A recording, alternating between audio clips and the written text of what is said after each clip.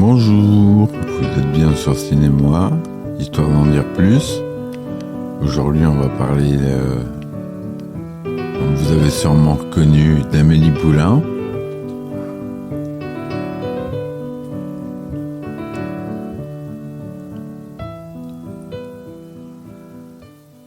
Alors, Amélie Poulain, un grand film qui a marché énormément en dehors de France.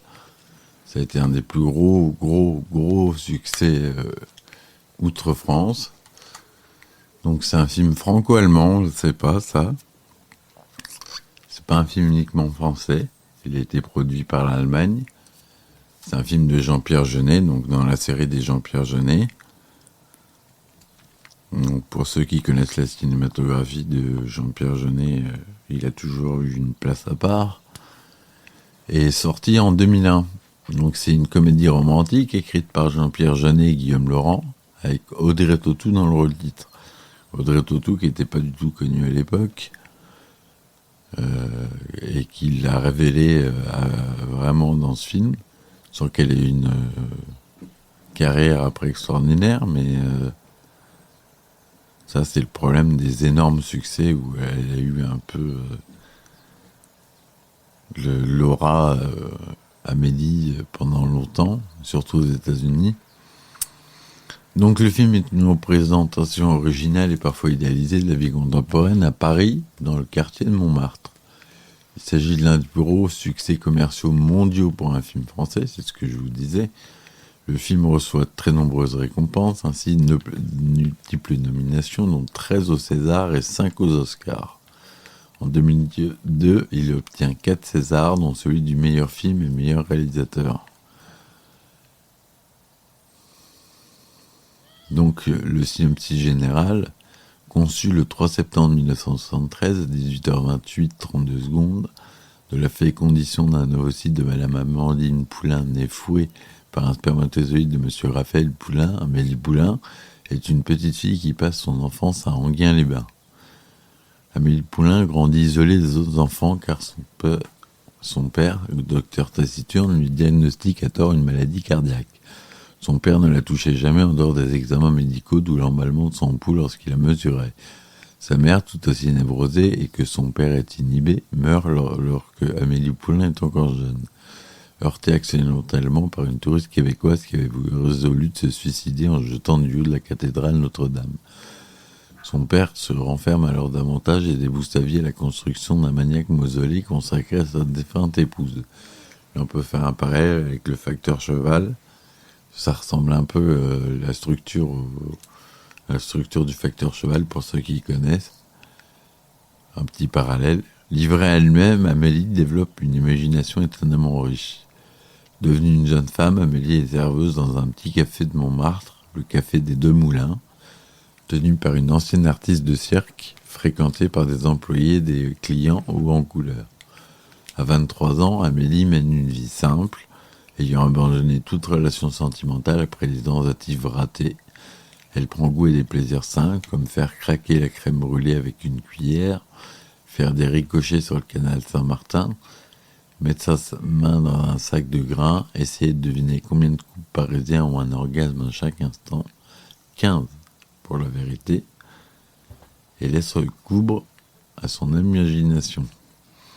Sa vue bascule lors de la mort de la princesse Diana le 31 août 1997. Dans un enchaînement de circonstances suivant le choc de l'annonce, elle découvre derrière une plainte décellée dans sa salle de bain une vieille boîte métallique de bergamote de Nancy, la confiserie de l'IFF Saint-Georges, remplie de souvenirs cachés par un petit garçon qui vivait dans un appartement avant elle, 40 ans. Fascinée par sa découverte, elle se met à la recherche de la personne, maintenant adulte, qui avait placé la boîte avant de lui rendre. Tout en établissant un marché avec elle-même, elle le retrouve et le rend heureux. Elle consacrera sa vie à aider les autres, sinon tant pis. Voilà le début de l'histoire. Marqué par toute la cinématographie de Jean-Pierre Jeunet, donc sa colorimétrie, ses effets, justement, Amélie qui aime la crème brûlée, le craquant de la crème brûlée, plonger sa main dans un sac de grains. Ils font la même chose pour le père et pour la mère. Ça, c'est quelque chose qui revient souvent. Il décrit la vie très précisément. Et il décrit une ambiance assez fort, comment il le fait, avec certains plans, une façon de filmer, des plans en zoom sur les personnages. Ça revient souvent. Donc c'est un film qui a un budget d'11 700 000 euros, ce qui n'est pas énorme, ce qui n'est rien du tout d'ailleurs, quand on voit les énormités américaines. Un film qui était tourné en Dubois Color et non pas en Technicolor. Noir et blanc, 35 mm de 39e à un cinémascope. C'est du son DTS Dolby Digital. Le film dure 122 minutes, donc 2h02. Il est sorti en France le 25 avril 2001. On y retrouve Odette Tautou, Mathieu Kassovitz, Rufus, Laurella Cravota pour la mère d'Amélie, Serge Merlin, Jamel Debbouze, Clotilde Mollet, Claire Morier, Isabelle Nanty, Dominique Pinon, Yolande Moreau, Armel, des gens connus, Tiki Olgado, Frédéric Mitterrand, qui n'était pas crédité. Le tournage a eu lieu du 2 mars au 7 juillet 2000 à Paris et en studio à Cologne. Donc les effets spéciaux du film, il y a un peu de 3D avec des personnages imaginaires lorsqu'elle éteint sa lampe de chevet, par exemple. Il y a des effets de morphing. Il y a des effets, le poisson qu'elle rejette dans l'eau, qui lui fait un appel, un merci, ça c'est en 3D.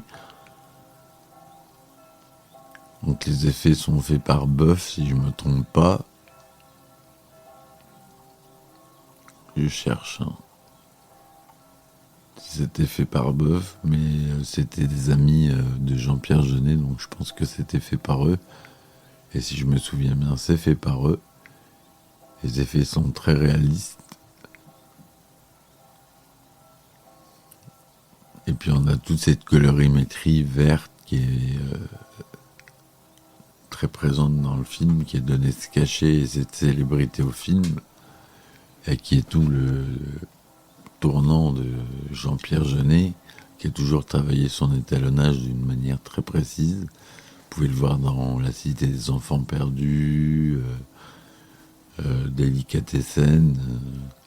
Ça a toujours été pour lui un langage très important dans ses films. Et Amélie Poulain n'y coupe pas. On a beaucoup... alors pour les titres, c'est intéressant, là je regarde le Wikipédia. Les titres en langue étrangère. En anglais, ça s'appelait Amélie from Montmartre. En allemand, ça s'appelait Die Fabelhafte Welt der Amélie, le fabuleux monde d'Amélie. En catalan, c'était Amélie. La plupart du temps, ça s'appelait juste Amélie. Ça a été traduit en ukrainien, en russe, en portugais, en polonais, en persan, en lituanien, en japonais.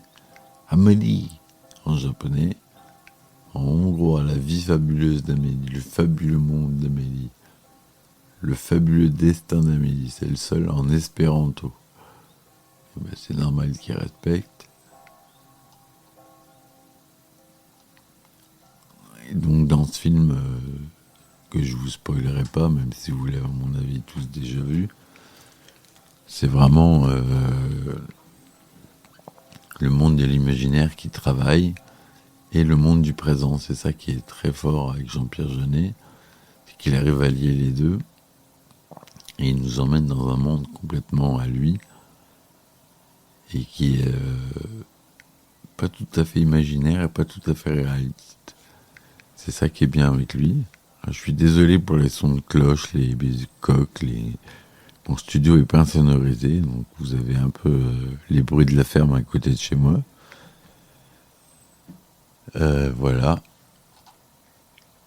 Donc pour Amélie Poulain, c'est ce que je voulais en dire. Les effets spéciaux sont pas hyper omniprésents dans le film, donc on va pas en parler pendant des heures. Mais il a reçu des prix comme le prix exclusif DVD, le meilleur design de menu, par exemple. Jusqu'où ça va. Et ça, je suis sûr que Jean-Pierre Jeunet, il a mis sa patte là-dessus. Meilleure lumière, meilleure actrice.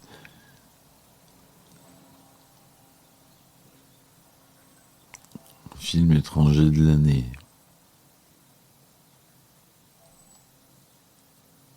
Enfin bref. Voilà. Donc, merci Amélie Poulain, ça reste un de mes films de référence. Je sais pas vous.